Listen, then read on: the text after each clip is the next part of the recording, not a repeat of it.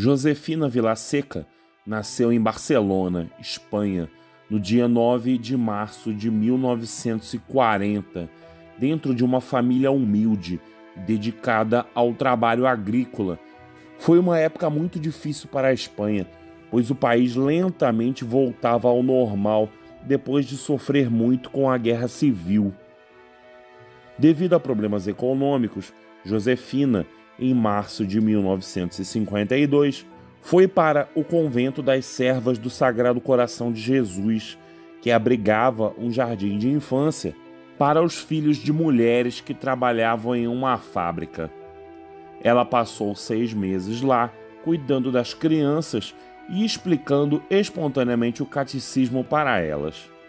Foi lá também que ouviu sobre o poderoso testemunho de Santa Maria Goretti, que havia sido canonizada recentemente na época.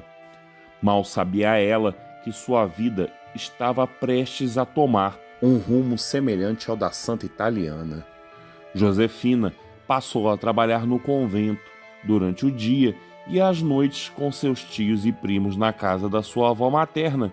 O terço era rezado todos os dias. O pai de Josefina, todos os domingos depois da missa, ensinava catecismo aos filhos em casa e, apesar da pouca idade, Josefina fora nomeada secretária da seção das aspirantes para a ação católica. Tudo ia bem na vida de Josefina até que um lobo cruzou o seu caminho. E essa tragédia é o tema do vídeo de hoje. A nossa história começa agora.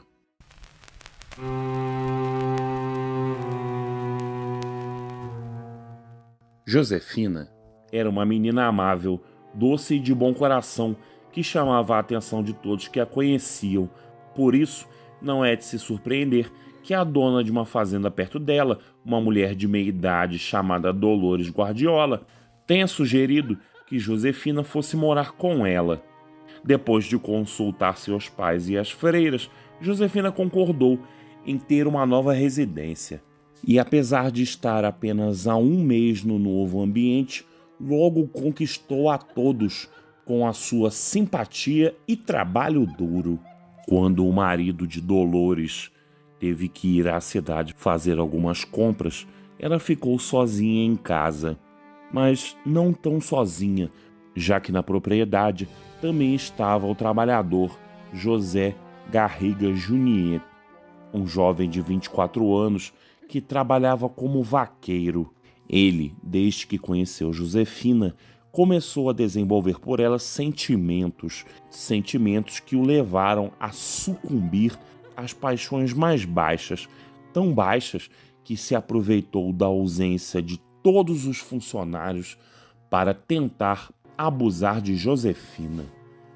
Assim como Santa Maria Goretti, Josefina lutou muito para defender sua pureza.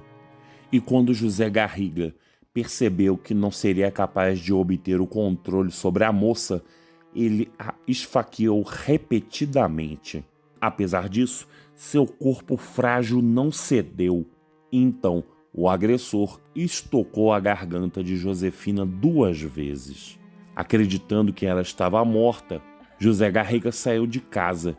Entretanto, Josefina, de alguma forma, ainda estava viva e, com todas as forças que lhe restavam, ela arrastou-se para fora da propriedade, para horror do marido de Dolores, que havia chegado e encontrou a própria Josefina deitada numa poça de sangue. Com um lenço, ele tentou parar o sangramento e vizinhos próximos levaram a jovem para o hospital, sendo que seu agressor foi preso e colocado atrás das grades. Durante 3 semanas, Josefina lutou pela vida em um leito de hospital, com a mesma determinação com que havia enfrentado seu agressor. Quando questionada sobre o incidente, ela, firme em sua fé, responderia com as mesmas palavras de Santa Maria Goretti: "Eu perdoo José." Enquanto se recuperava no hospital, a menina comungava todos os dias e sempre pedia ao Senhor pela conversão e arrependimento de José, apesar de não gostar de falar sobre o ataque e ter muita vergonha de relatar os acontecimentos. A notícia do ocorrido se espalhou rapidamente pelas ruas e muitos foram atraídos pela virtude heróica de Josefina. Mas o que realmente chocou os médicos do hospital foi como a pequenina não reclamou nenhuma vez de dor. Apesar de ter sido operada mesmo sem anestesia, quando teve as feridas costuradas, Josefina apenas disse: "Não senti muito, adormeci." Em 25 de dezembro de 1952, Josefina deu seu último suspiro exatamente no dia de Natal. Embora com todos os esforços da Clínica São Joseph, nada pôde ser feito. A sua vida não pôde ser salva.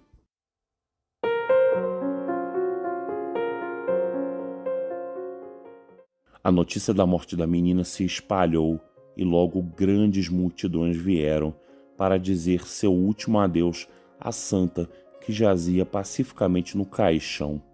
Até mesmo a Câmara Municipal da cidade autorizou que todos os comércios permanecessem fechados nesse dia, para que todos pudessem assistir ao funeral.